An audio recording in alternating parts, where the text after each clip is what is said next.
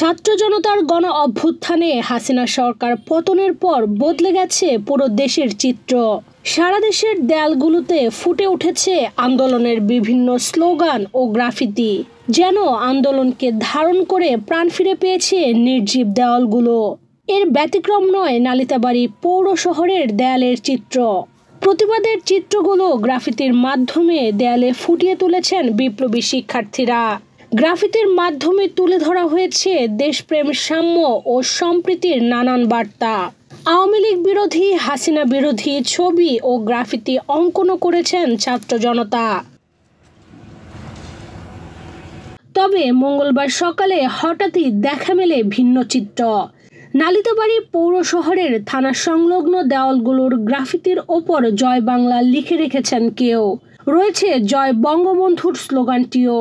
মুহূর্তেই এই ভিডিও ছড়িয়ে পড়ে সামাজিক যোগাযোগ মাধ্যমে। এ নিয়ে নেটিজনদের মাঝে দেখা দিয়েছে ব্যাপক প্রতিক্রিয়া। ধারণা করা হচ্ছে সোমবার রাতের কোনো এক সময় এমন ঘটনা ঘটেছে। জনমনে প্রশ্ন জেগেছে, কারা করেছে এই কাজ।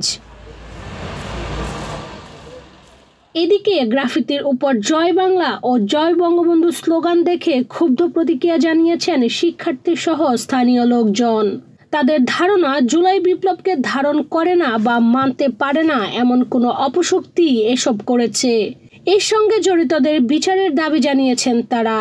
ফ্যাসিস্ট আওয়ামী লীগ এবং ছাত্রলীগ দূষররা আমাদের গ্রাফিতির উপর যারা জয় বাংলা জয় বঙ্গবন্ধু লিখেছে তার তীব্র নিন্দা জানাই এবং নালিতাবাড়ির ছাত্র সমাজের পক্ষ থেকে আমরা গভীরভাবে নিন্দা জানাই এবং যারা এটার সাথে জড়িত আছে তাদের প্রশাসনের কাছে দাবি জানাচ্ছি তারা যেন প্রশাসনের বিচারের আয়ত্তে গভীরভাবে তারা যেন এটা পর্যবেক্ষণ করে। এ বিষয়ে নালিতাবাড়ী থানার ভারপ্রাপ্ত কর্মকর্তা সানোয়ার হোসেনের সঙ্গে যোগাযোগ করা হলে এ সম্পর্কে কথা বলতে অস্বীকৃতি জানিয়েছেন তিনি। ইশরাত চৈতি, বাংলাদেশ প্রতিদিন।